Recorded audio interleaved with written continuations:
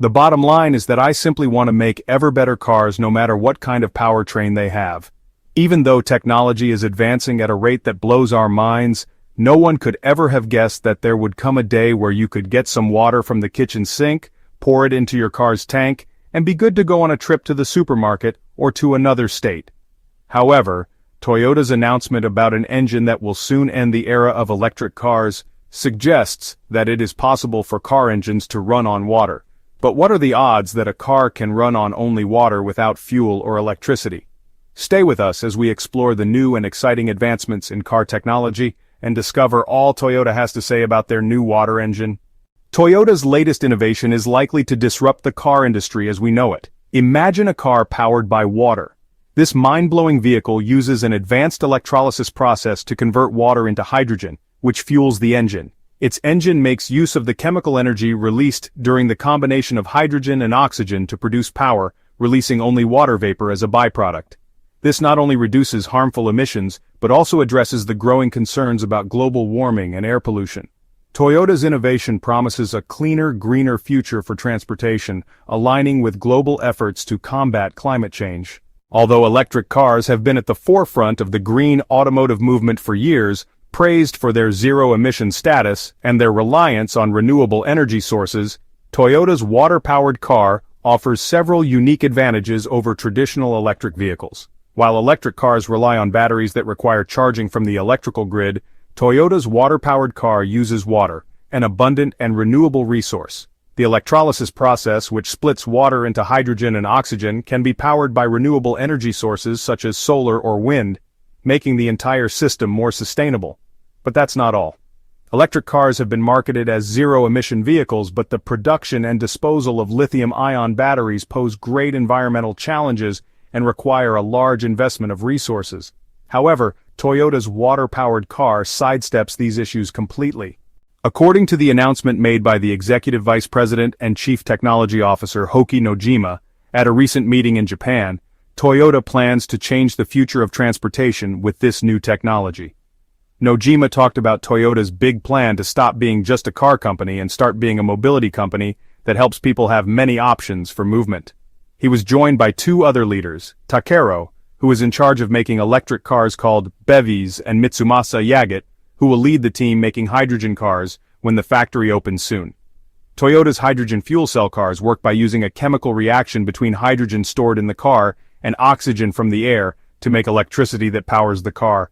This system includes an important part called an electrolyzer. The process is very efficient and safe, as it doesn't need much energy and doesn't produce any harmful byproducts.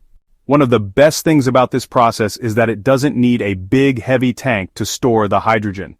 The electrolyzer can make hydrogen as it's needed, making the car lighter and more efficient to use. To use hydrogen fuel effectively, some parts of the car's motor need to be changed. The fuel injectors, which spray fuel into the engine, need to be adapted to spray hydrogen correctly. Also, the engine block and cylinder head need to be stronger to handle the high pressure of hydrogen fuel. Other parts, like valves and spark plugs, also need to be made specially to help the engine run well and safely. We'll get into the full details of how the process really works later, but keep in mind that Toyota's water engine is better than other motors that use hydrogen, simply because it is much easier and cheaper to store water than to store hydrogen. Hydrogen is a gas, so it needs special tanks that can handle high pressure. These tanks are heavy, expensive, and can leak, which can be dangerous. Water, being a liquid, is much easier to store and doesn't need special tanks or high pressure, making it safer and more practical. This makes the water motor versatile, suitable for small cars, big trucks, and even power plants. Its simplicity and safety make it a better choice than other types of motors. Plus, it helps reduce our reliance on fossil fuels and cuts down harmful emissions. This makes it a more sustainable option for transportation and energy generation. However, it may surprise you to know that this whole motive to make a car powered by water only isn't exactly an original idea. Before Toyota's steps to build cars that run only on water, there were others who tried to do the same. The number of claims and attempts is sure to blow your mind. In 2008, a Japanese company called JPX announced they had made a car that could run on water instead of gasoline or diesel. This was big news because it promised a cheaper and greener way to power cars. JPX said their car used a special system to get energy from water by splitting it into hydrogen and oxygen, then using the hydrogen as fuel. but experts found out that the system wasn't just using water, it also needed a special material called metal hydride. This meant the car wasn't truly water-powered. JPX never provided scientific proof for their claims, and many scientists doubted their story. The scientists explained that water is very stable, and you need a lot of energy to split it into hydrogen and oxygen. According to the laws of physics, you can't get energy from water alone because it takes energy to break the bonds holding the water molecules together. Some scientists also reminded people of Stanley Meyer, who in the 1980s claimed he had made a dune buggy that ran on water, but Meyer never showed solid proof and his claims were found to be false. He was even convicted of fraud in 1996. JPX's story sounded a lot like Meyer's, and people were very skeptical in 2002. Hydrogen technology applications said they had a device called Aquagen that could split water into hydrogen and oxygen. They first used it for safer welding but later claimed it could power cars. However, their theories weren't backed by science and their claims seemed exaggerated. The company later admitted their device could only make cars more fuel efficient, not run on water alone. Another company, Genesis World Energy, claimed in 2002 to have a device that could get energy from water. They raised a lot of money from investors but never produced a working product. In 2006, the company's owner, Patrick Kelly, was jailed for fraud. And 2008, the same year JPX made their announcement, a man in Sri Lanka named Tharanga Priyadarshana claimed he had driven a car on water for 190 miles using just 3 liters of water. The Prime Minister of Sri Lanka supported him, but Tharanga was later arrested for fraud. His claims, like many before him, were exaggerated and misleading. More recently, in 2022, Arianto M. from Indonesia claimed to have made a device called the Nkuba that could turn water into hydrogen fuel.